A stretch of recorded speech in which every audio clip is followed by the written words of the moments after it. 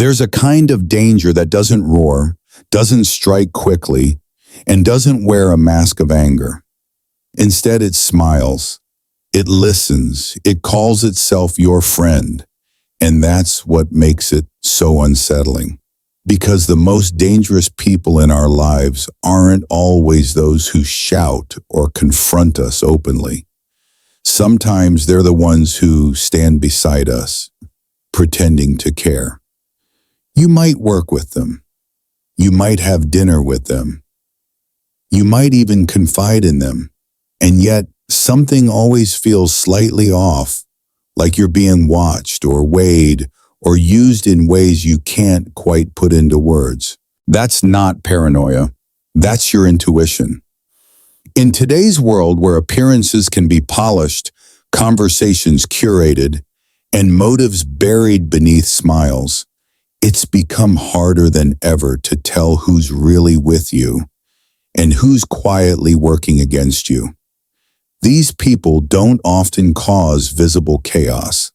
They don't want to be exposed. What they do instead is erode your peace little by little until one day you realize you don't feel safe being yourself anymore. This video is not about fear. It's not about distrust or closing your heart to everyone around you. It's about clarity, about awareness. It's about helping you recognize early signs, subtle but consistent patterns, that something or someone might not be as supportive as they seem. Because when you can name what's happening, you don't have to panic. You don't have to react impulsively or fall into self-doubt. You simply become aware. You adjust. You protect your peace without losing your kindness. That's the strength we're aiming for.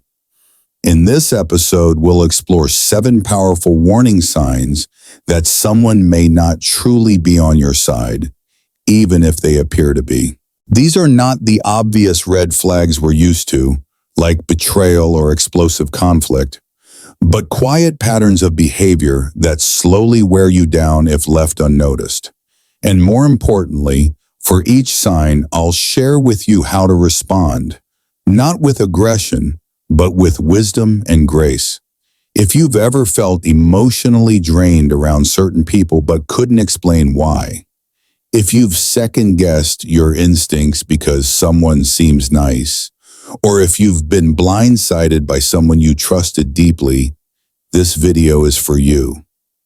Because the truth is, protecting your energy isn't about building walls.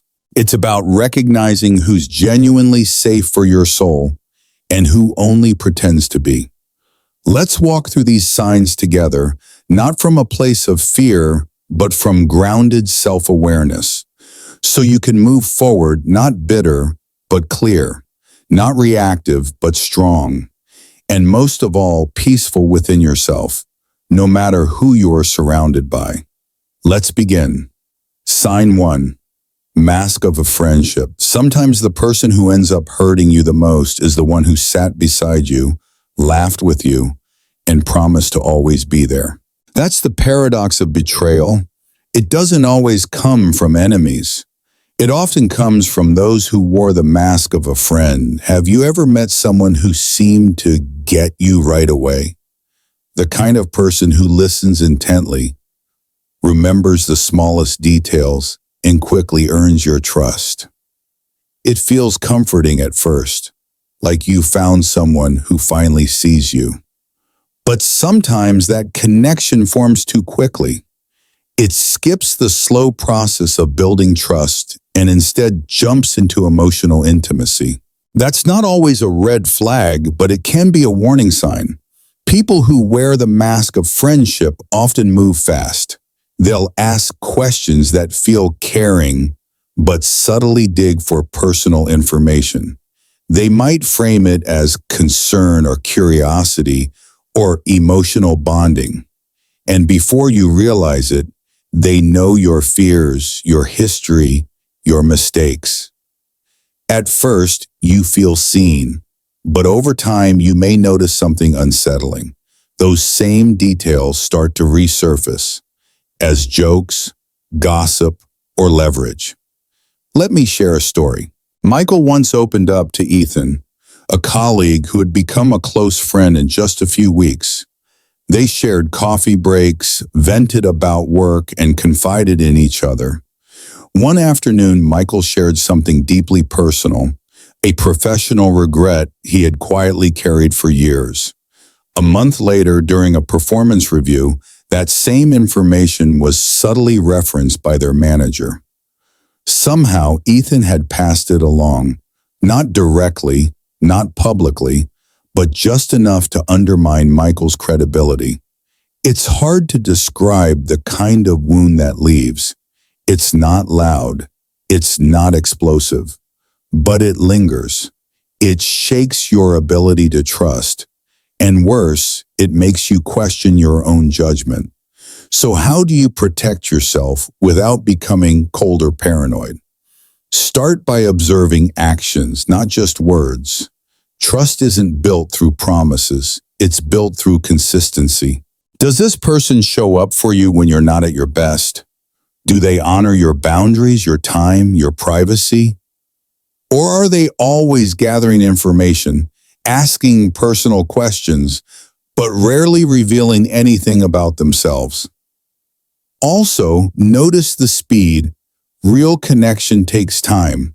If someone becomes overly familiar too quickly, pushing for closeness before trust has naturally formed. Pause. You don't need to pull away completely, but you can slow things down. Create space. Let their actions show you who they are over time. Friendship is sacred. It's where we rest our guard, where we're allowed to be imperfect and still feel safe. That's why betrayal in friendship cuts deeper than almost anything else. So protect that space. Be kind, yes, but also be discerning, because the people who stand closest to you are also the ones with the most access to your peace. Sign 2, quiet betrayal. Not all betrayals come with a confrontation.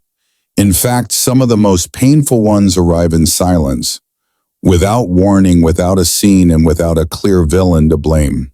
One day you simply begin to notice people pulling away. Conversations feel different.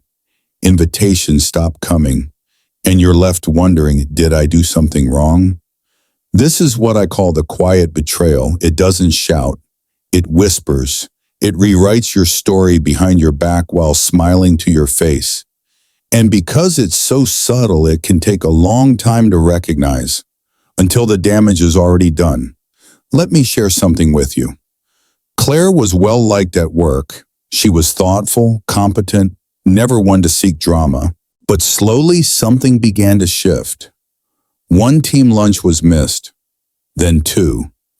Inside jokes formed that she wasn't part of. Meetings she once led were now handed off. When she asked what had changed, no one had a clear answer, just vague discomfort, a sense that people had heard things, but no one said what or from whom. This kind of experience is devastating, not because of what's said, but because of what's left unsaid. You're left in the dark, trying to piece together a narrative with no clarity. And the worst part is you begin to question your own worth. You wonder if you're imagining it. You ask yourself, am I being too sensitive? That internal doubt is what makes quiet betrayal so harmful. It doesn't just hurt your reputation. It weakens your trust in yourself. So how do we respond to something so subtle? The first step is to return to center. When rumors or silence surround you, don't chase them. Don't let your energy spiral outward, trying to control the story. Instead, go inward. Ask yourself, what do I know to be true about who I am? What have I shown consistently through my actions? Next, examine the patterns, not the isolated moments. One person pulling away can mean anything. But when multiple people begin reacting in ways that don't match your experience with them, that's a signal to look deeper, not with paranoia, but but with calm observation. And most importantly, be mindful of the source of your peace. If your self-worth is built on external validation, these quiet betrayals will shake you. But if your trust is rooted within, if you've taken the time to know who you are, what you value, and how you live, then even when others misunderstand you, you can remain grounded. You don't need to clear every rumor or chase every whisper. You need to live with clarity and let time reveal what's real.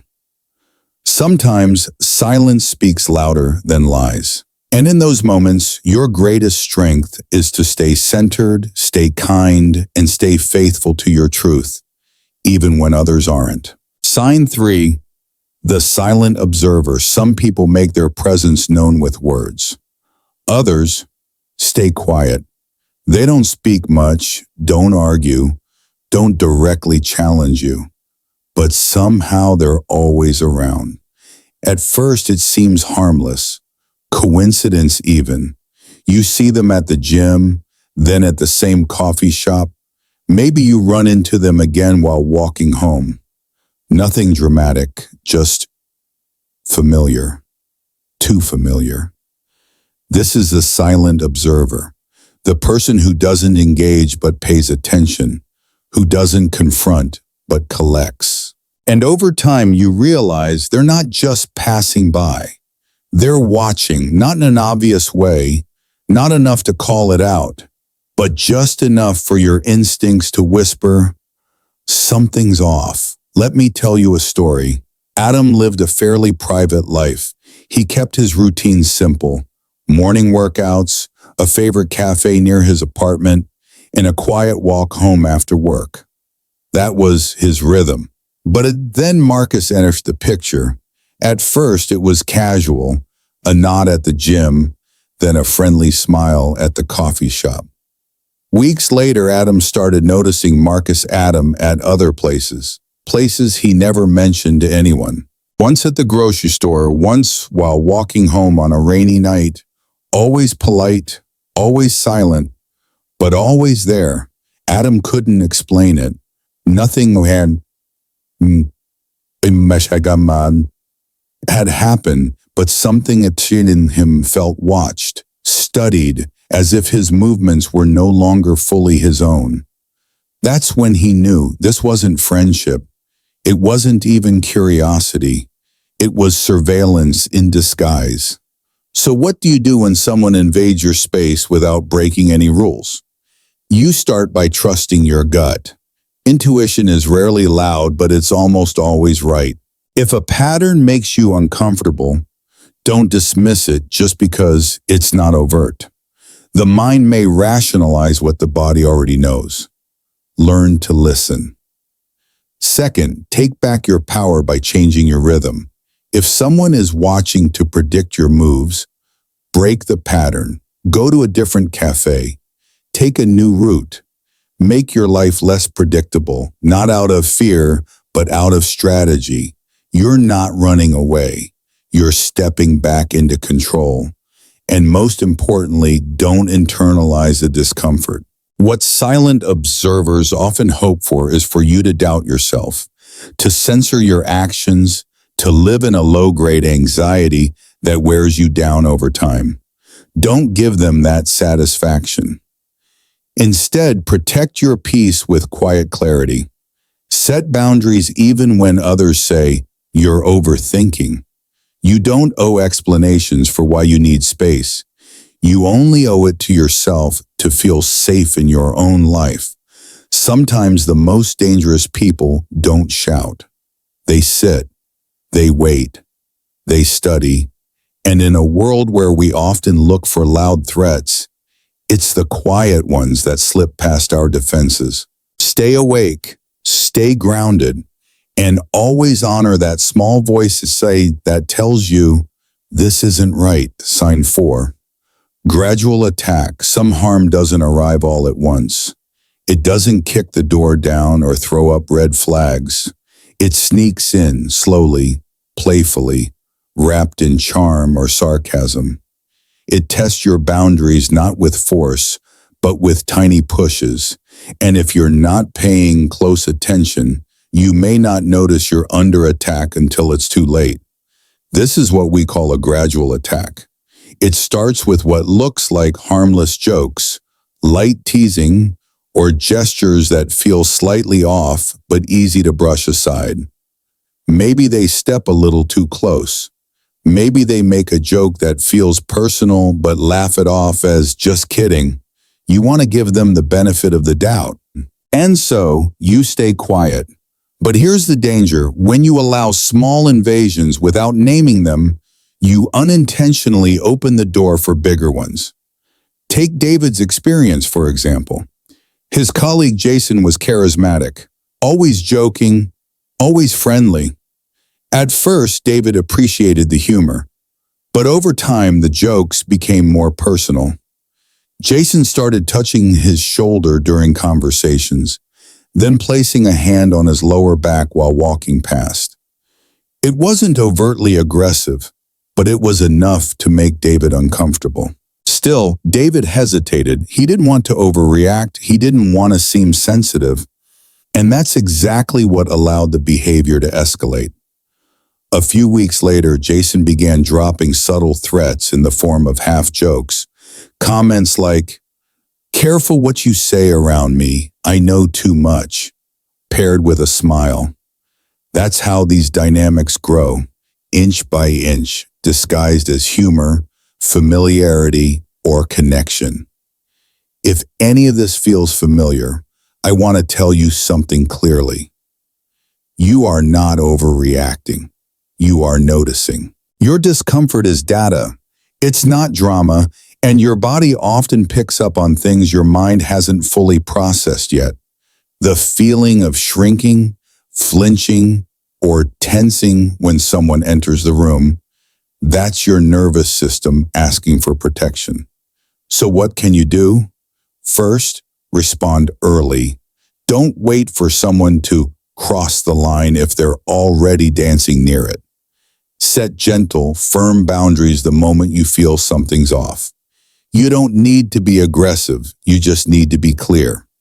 Second, remember that people who respect you will also respect your limits. If someone gets defensive when you express a need for space, that's a red flag, not your fault.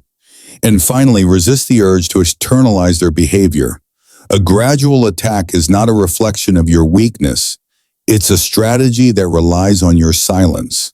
Choose not to be silent. Your safety, emotional and physical, matters. Your energy is sacred, and your space is yours to guard. Sometimes strength isn't loud. It's calm, it's clear, and it speaks up not when things explode, but when they first begin to shift. Sign 5. Subtle sabotage. Not all sabotage comes with confrontation. Sometimes it arrives dressed as friendliness, a warm smile, a helpful tone, a seemingly innocent excuse like, "Sorry, I must have forgotten." But if you look closer, you'll notice a pattern, not of hostility, but of subtle resistance. These are the people who don't attack your work directly. They delay it. They water it down. They slow your progress just enough to keep you stuck. This is subtle sabotage, and it's one of the hardest forms of betrayal to name because it hides behind a mask of helpfulness. Imagine this. You're working hard on a project. You've sent in everything on time. You've double-checked the deadlines. But somehow, every time your work needs to move forward, there's a delay. The colleague who promised to review your document forgets to send feedback. The email you were expecting mysteriously gets lost. The meeting gets rescheduled again and again. At first, you give them the benefit of the doubt. People get busy, mistakes happen. But over time, the same person is always the one creating friction. They never directly oppose you, but they never seem to help you move forward either. It's always just enough to slow you down. without making a scene. That's how subtle sabotage works. It's not explosive, it's cumulative. And because it doesn't feel dramatic, we often hesitate to speak up. We second guess ourselves. We say, maybe I'm being too sensitive, or maybe it really is just bad timing. But deep down, we know something's off. What makes this so difficult is that subtle saboteurs often position themselves as allies. They use flattery to distract you from their delays. They might say things like, "I love your idea," right before failing to follow through on something critical. And by the time you realize what's happening, they've already slowed your momentum and made you question your own instincts. So how do you protect your energy in situations like this? First, look for the pattern. One missed email isn't sabotage, but repeated delays, always tied to the same person, always blocking your progress, deserve your attention. Patterns tell the truth. Second, write things down. Keep track of interactions. Not to obsess, but to gain clarity. When you journal the facts, it's easier to separate emotion from reality. You're not building a case to confront them. You're building awareness for yourself. And third, stay proactive. Don't wait to react. If someone keeps dropping the ball, find alternative paths. Loop in others. Take back control. You don't have to accuse anyone, but you also don't have to wait in silence. Subtle sabotage counts on your patience, your kindness, and your silence, but awareness turns their quiet resistance into something you can see and respond to with strength and clarity.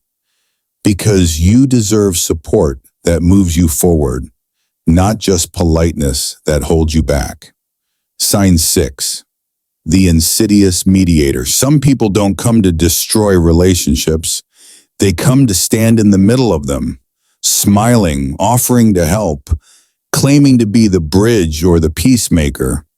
But beneath that helpful exterior, they're slowly poisoning the connection between you and others. Not with obvious lies, but with distortions, half-truths, carefully chosen words that change how you're seen, without you even knowing it. This is the insidious mediator. They're the ones who say things like, "I probably shouldn't tell you this, but," or "Don't worry, I talked to them for you." On the surface, it sounds like they care, like they're helping to keep the peace. But in reality, they're inserting themselves into the middle of situations that never asked for their presence, and changing the tone of the room without ever being the one to speak out loud. Imagine this. You have a small disagreement with a coworker. Nothing major, but before you get a chance to speak directly, a third person steps in. "I talked to her for you," they say. "She's actually pretty upset. I think she feels you were being unfair." Suddenly, the dynamic shifts. The person you needed to have a simple conversation with now sees you through a different lens, one you didn't choose. That's the power of an insidious mediator. They present themselves as helpful, but their presence creates confusion, not clarity. Instead of building bridges, they build walls and make themselves the gatekeeper of the truth. And the damage is hard to trace because they're not lying exactly. They're reframing, they're emphasizing one part of the story and minimizing another. They're telling your side, but not in your words. So how do you handle someone like this? The first step is awareness. Notice who always seems to be the messenger, who keeps showing up between you and others, who's constantly relaying messages that leave you feeling misunderstood, judged, or disconnected from people you once trusted. Then take your power back through direct connection. Don't let others speak on your behalf unless you've asked them to. If there's an issue, go to the source. Have the conversation yourself, calmly and clearly. You'd be surprised how many misunderstandings dissolve when no one stands in the middle. And finally, lead with clarity and compassion. Don't become paranoid or combative, just become intentional. You don't need to accuse anyone of sabotage, but you do need to make sure your voice isn't being distorted without your knowledge. Sometimes the people who claim to protect your relationships are the ones quietly unraveling them. And when that happens, your best defense isn't aggression, it's presence. Speak directly, clarify gently, and trust that truth, when spoken with calm strength, doesn't need a translator. Sign 7, the long game. Some people play short games, impulsive, loud, easy to spot, but the ones you truly have to watch for are the ones who wait. They don't rush. They don't show their hand. They observe quietly, building trust little by little, not because they value the connection, but because they're playing a longer game. This kind of person doesn't need to argue or manipulate in the moment. They study you. They listen when you vent. They remember the small details, your doubts, your weaknesses, your dreams. And they store that information like currency, waiting for the right time to use it. Not today, maybe not even this year. But when the moment comes, when you're vulnerable, distracted, or finally succeeding, they make their move. This is what we call the long game, a slow, patient form of sabotage that's built on false closeness. Let me give you an example. Lucas had big plans for a new project, one that could completely shift the direction of his career. He was excited, passionate, and like most of us, he wanted to share that energy with someone. So he opened up to Brian, a colleague he thought he could trust. Brian listened, encouraged him, even offered some ideas. But weeks later, Lucas was blindsided. His role was suddenly shifted, his proposal reassigned, and his original idea had quietly made its way into someone else's hands. He never saw it coming, because the betrayal didn't come from a stranger. It came from someone who had been standing beside him the entire time, smiling, nodding, learning. This is the danger of overexposing your path too soon. Not everyone who listens is safe. Not everyone who nods is rooting for you. And the ones who wait are often the ones who strike hardest. So how do you protect yourself in a world where silence can be a strategy? You don't need to become closed off or suspicious, but you do need to practice discernment. Treat trust as something earned, not freely given. Let time show you who stays consistent, who shows up without needing access to your deepest thoughts.